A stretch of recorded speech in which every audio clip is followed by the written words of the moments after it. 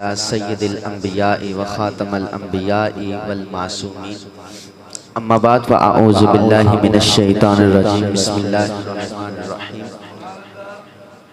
قال اللہ تبارک و تعالی فی القرآن المجید واللیل اذا عسعس والصبح اذا تنفس صدق اللہ العظیم ان اللہ و ملائکتہ یصلون علی النبی یا ایہا الذین آمنوا صلوا علیہ وسلموا تسلیما الصلاة والسلام علیکہ یا رسول اللہ وعلی آلکہ و اصحابکہ یا خاتم النبیین والمعصومین۔ اللہ کریم جل مجدہ کے پیارے محبوب عربی صلی اللہ تعالیٰ علیہ وآلہ وسلم نے ارشاد فرمایا، اے میرے امتیو، اپنی مجلسوں کو مجھ پر درود پڑھ کر آراستہ کرو کہ تمہارا درود پڑھنا کل پل صراط پر تمہارے لیے نور یعنی روشن دلیل ہوگا۔ حضور سرور عالم صلی اللہ تعالیٰ علیہ وآلہ وسلم کے میلاد شریف کی محفل میں ہم آئے بیٹھے ہیں۔ لفظ میلاد عربی کا لفظ ہے اور یہ والدہ یولد مولودن سے نکلا ہے، جس کا مطلب ہے کہ کسی کا آنا، کسی کے آنے کی خبر دینا۔ اب جب اس لفظ کی اضافت میرے آقا کے نام کے ساتھ ہوگی کہ میلاد النبی، تو اس کا مطلب ہوگا کہ آمنہ کے لال کے آنے کی خبر دینا۔ ایک اعتراض کی صورت میں وارد سوال ہوتا ہے کہ حضور کے میلاد کا کہاں پر لکھا ہوا ہے؟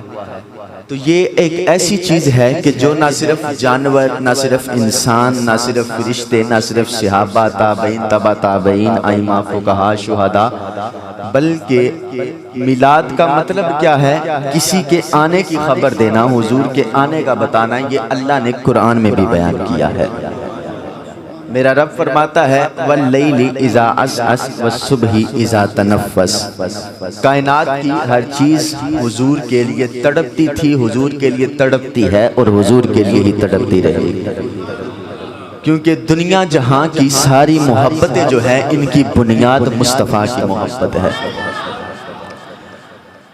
اللہ فرماتا ہے کہ یاد کرو اس رات کو کہ جب وہ رک کر جا رہی تھی اور دن یہ جلدی جلدی سے آ رہا تھا۔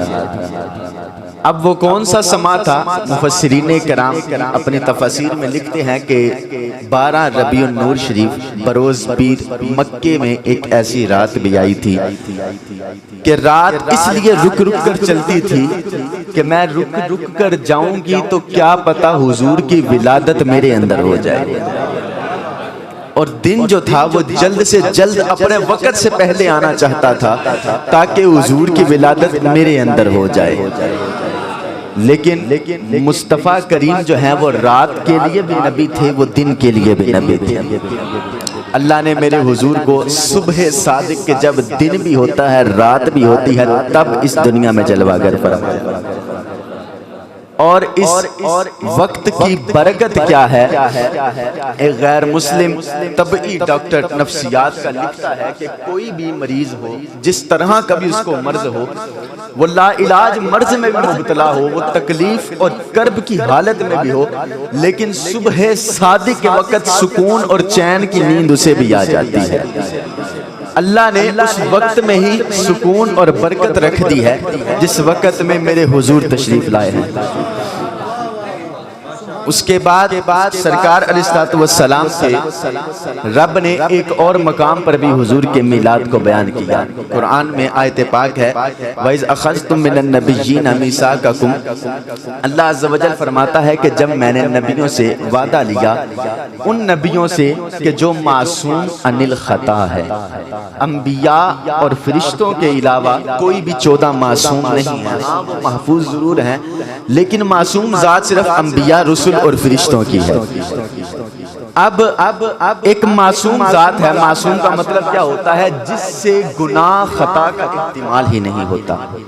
ایسی ہستی ہیں جو گناہ کر نہیں سکتے، اللہ کے احکام سے پھر نہیں سکتے، پھر بھی رب کہتا ہے کہ ان سے میں نے عہد و پیمان لیا، کیا کہ لما آتیتکم من کتاب و حکمہ، میرے نبی ہو میں تمہیں کتاب بھی دے رہا ہوں، اپنی نبوت سے بھی سرفراز کر رہا ہوں اور حکمت بھی دے رہا ہوں، لیکن سنو ثم جاءکم رسول، الفاظ جو میں نے بیٹھتے ہوئے سب سے پہلے کہے تھے میلاد کا مطلب کیا ہے؟ حضور کے آنے کی خبر دینا۔ ہم یہاں جب سے بیٹھے ہیں حضور کے آنے کی خبر دے رہے ہیں تو اسے میلاد کہا جاتا ہے۔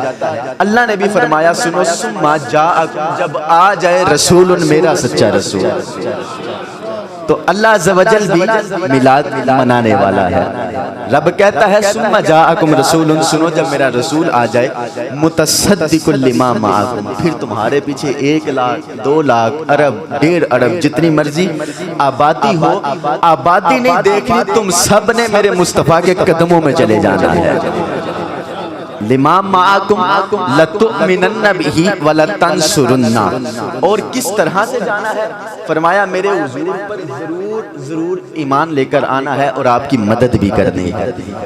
اب یہاں پر بھی جو اللہ تعالیٰ نے الفاظ اختیار کیے، ایک معصوم بندہ، جب مجھے پتا ہو کہ میرے سامنے ایک شخص ہے جو بات کو کبھی ٹالے گا نہیں، میری بات کو کبھی موڑے گا نہیں، تو میں اس سے عام لوگوں کی طرح کلام کروں گا کہ فلاں کام تم کر دینا۔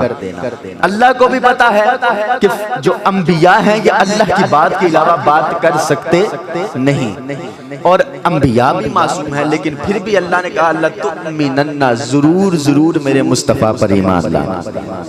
عربی کا لفظ ہے، اس کے شروع میں جو لام ہے ایک تو یہ تاکید ہے، پھر اس کے آخر میں جو نون ہے یہ دوسری تاکید ہے، پھر یہ نون ثقیلہ کا صیغہ ہے۔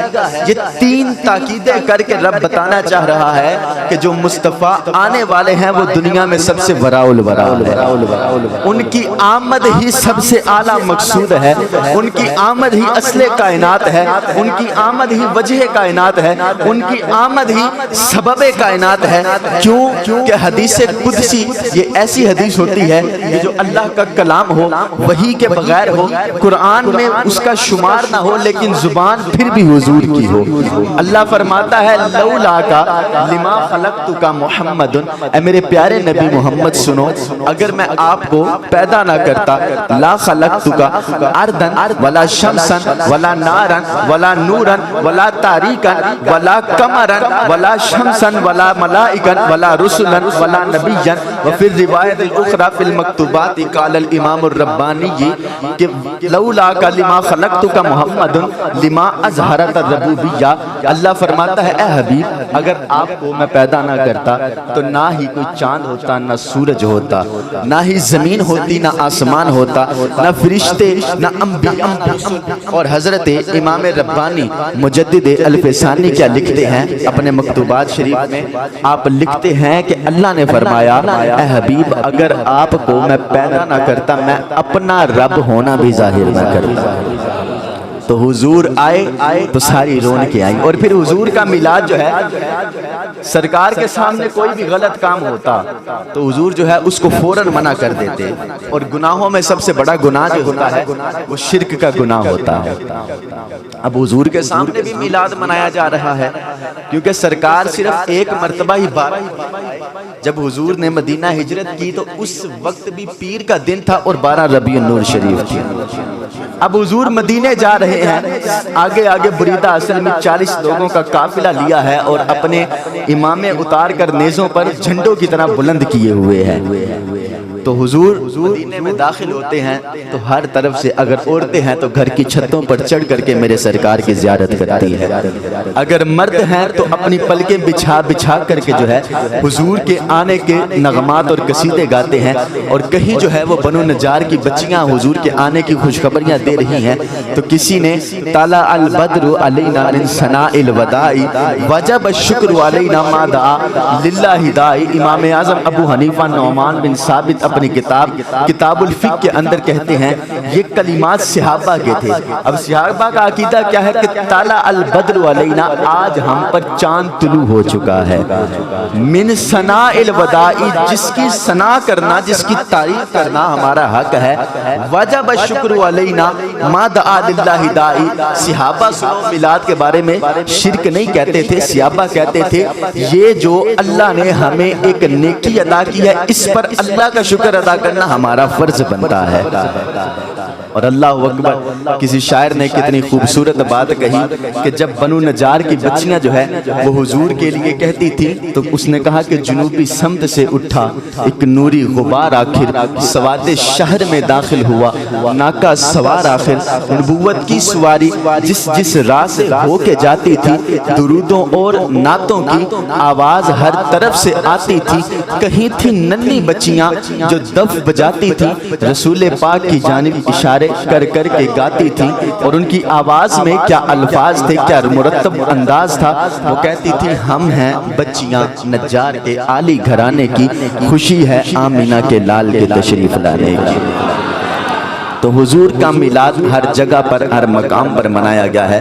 اور آخری بات یہ کہ ہمیں بھی حضور سے وہ محبت کرنی چاہیے، حضور سے وہ پیار کرنا چاہیے جس طرح آج ہم نے کیا ہے، ساری زندگی کرنی چاہیے کہ جو صحابہ نے کیا تھا۔ مولا علی المرتضیٰ کرم اللہ تعالی وجہہ الکریم، آپ سے پوچھا گیا کہ آپ سرکار سے کتنا پیار کرتے ہیں؟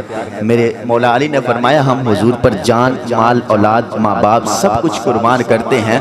اور سنو، جب کوئی شخص پیاس کی شدت سے مر رہا ہو اور اسے اس وقت جتنا ٹھنڈے پانی سے پیار ہوتا ہے، ہمیں اس سے زیادہ حضور سے پیار تھا۔